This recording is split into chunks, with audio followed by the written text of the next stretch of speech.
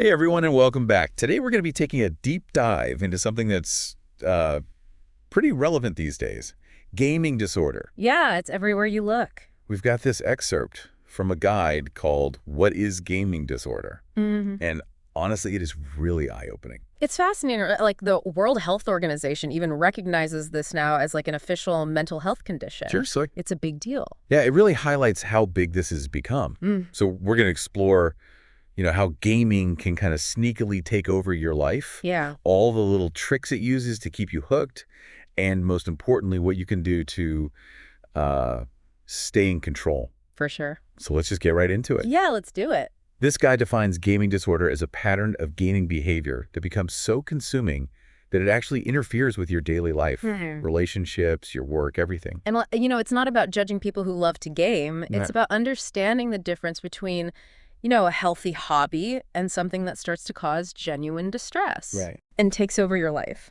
So it's like when that passion turns into something that feels out of control. Exactly. And the guide actually outlines like 7 key symptoms to look out for. Okay. And I think you'll find them surprisingly relatable, even if you're not a hardcore gamer. Okay, spill the Yeah. beans. What's the first red flag? Okay, so the first one is preoccupation with gaming. Okay. Have you ever found yourself like thinking about a game constantly, even when you're not playing? Oh, yeah. Like maybe you're at work and all you can think about is getting home to play? Totally. I've definitely been there. Sometimes I'll catch myself daydreaming about a game that I'm really into, Uh-huh. even when I'm supposed to be, focusing on other things.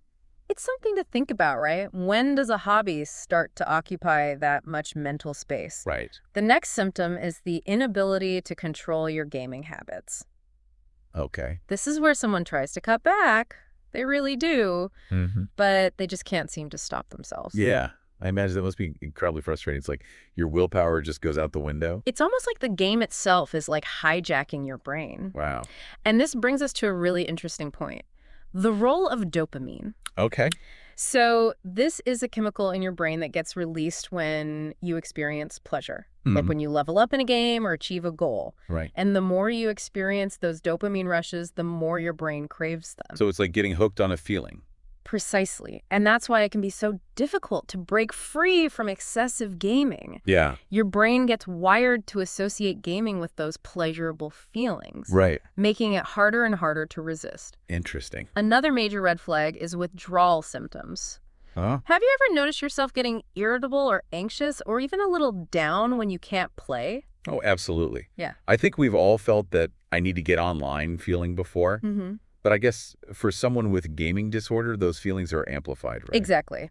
These withdrawal symptoms can become much more intense and frequent, Right. which can actually fuel the cycle of dependence. That's a bit scary, to be honest. Yeah. It really highlights the importance of recognizing these patterns early on. It is. And that brings us to the fourth symptom, neglect of responsibilities. Okay. This is where things start to get really serious. Yeah. We're talking about letting work, school, even basic self-care fall by the wayside Right. because gaming takes priority. That's when you know it's really impacting your life. Right. It's like you're slowly disconnecting from the real world and immersing yourself in the virtual one. Okay, this next symptom might hit close to home for some people. Yeah. The guide calls it loss of interest in other activities. Okay. Have you ever noticed that things you used to love, like hobbies or spending time with friends, just don't seem as appealing anymore?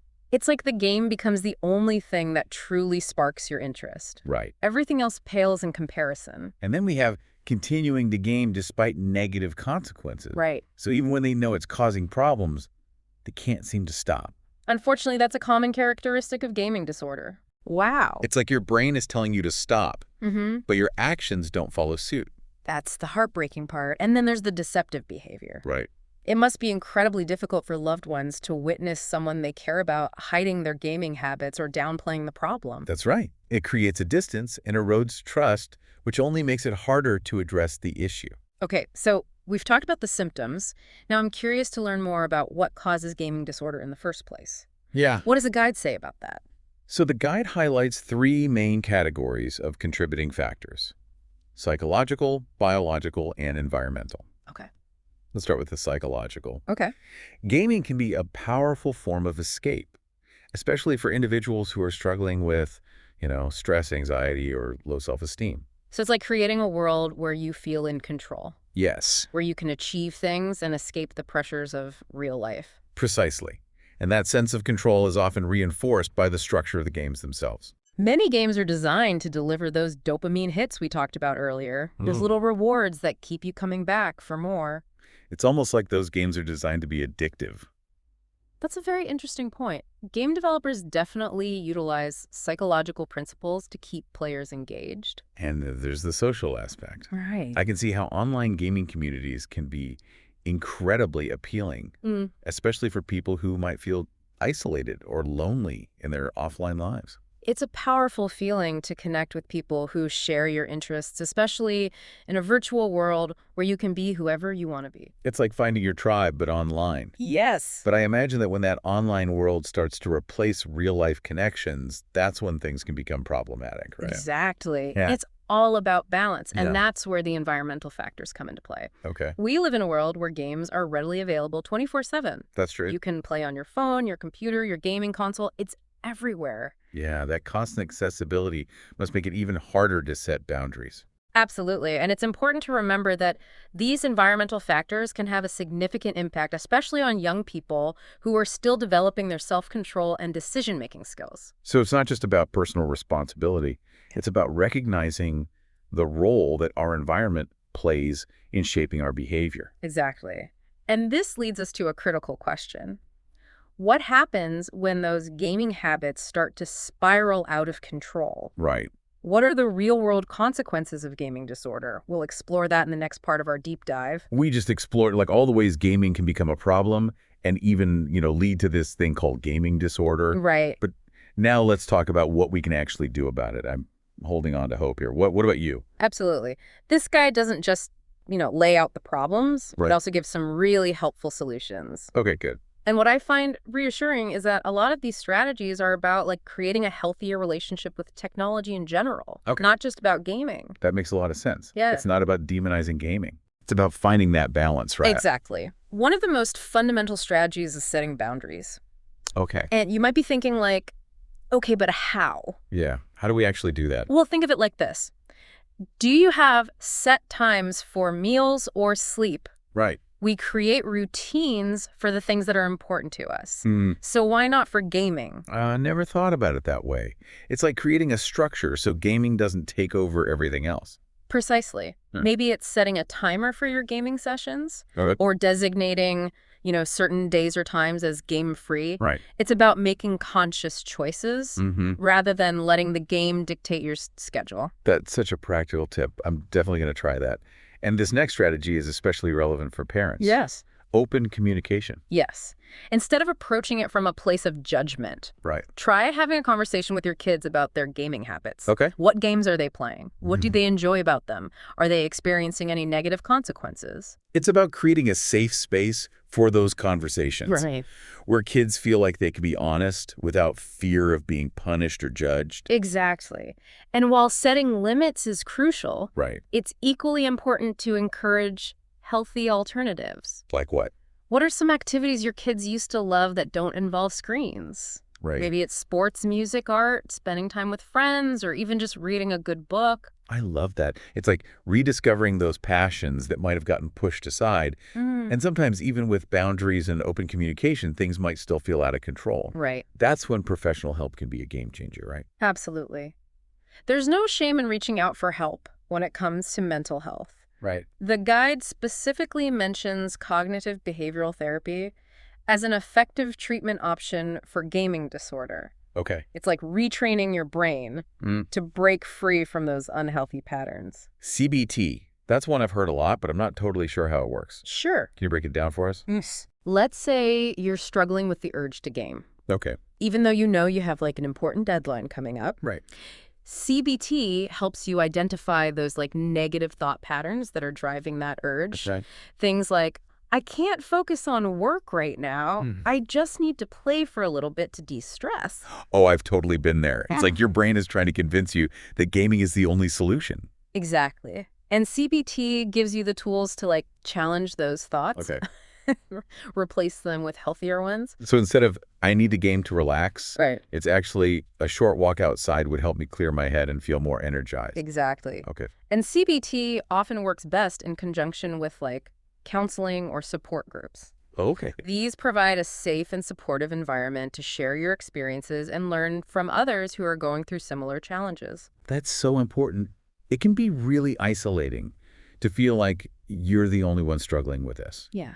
But it's definitely not the case. Yeah. Now, what are those situations where it's gone beyond what you can handle on your own? Right. The guide mentions more intensive programs, right? That's right. In more severe cases, specialized treatment programs focused on behavioral addiction might be necessary. Okay. These programs offer like a highly structured environment where individuals can focus solely on their recovery, Right. away from the triggers and temptations of their everyday lives. It's like hitting the reset button and giving yourself the space and support to heal. Exactly. It's not a one-size-fits-all solution. Right. But for some people, these programs can be life-changing. And beyond those formal treatment options, Okay. the guide emphasizes the importance of building healthy habits outside of the gaming world. This reminds me of what we talked about earlier, rediscovering old hobbies or exploring new interests. Right. What are some examples of activities people can try? The possibilities are endless. Maybe you used to love painting, Mm-hmm. playing a musical instrument, or Right. writing.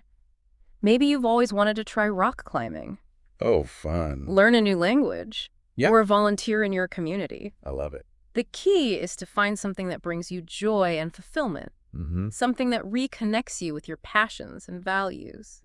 It's like filling your life with things that nourish your soul, Yeah, things that make you feel truly alive. I love that. And it's important to remember that these lifestyle changes don't have to be drastic. Yeah. Start small, Hmm. be patient with yourself, Right. and celebrate those little victories along the way.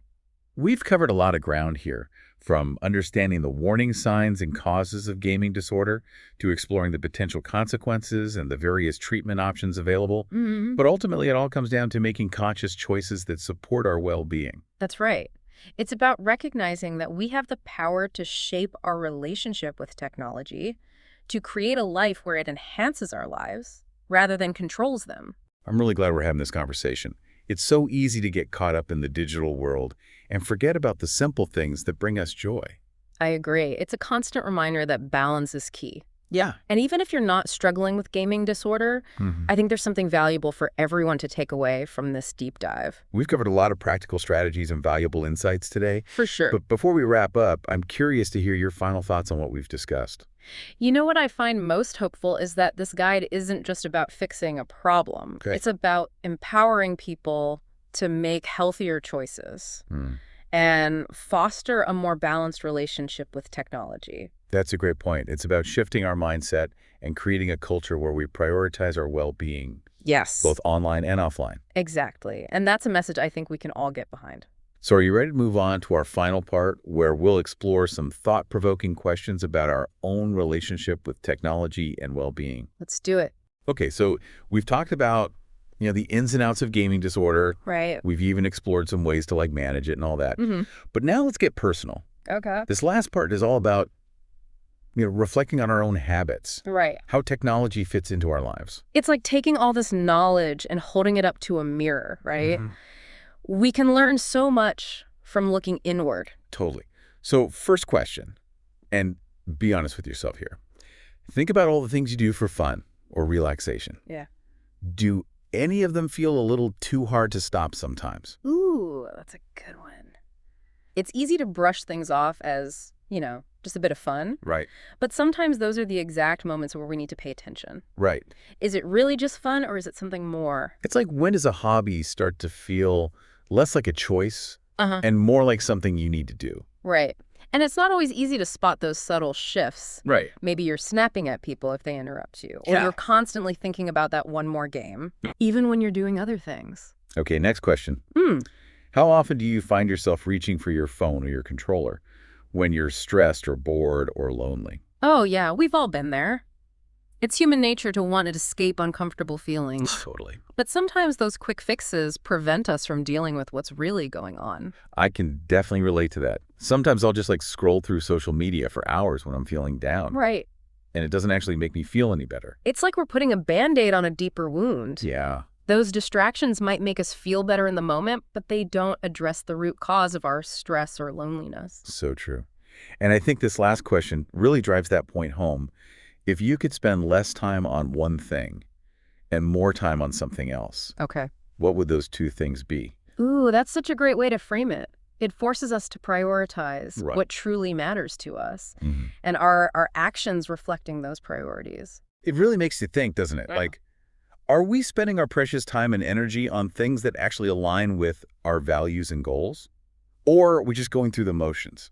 I think that's the key takeaway from this whole deep dive. Yeah. It's not about judging ourselves or others for enjoying games. It's Hmm. about being mindful, setting healthy boundaries, and remembering that there's a whole world out there beyond the screen.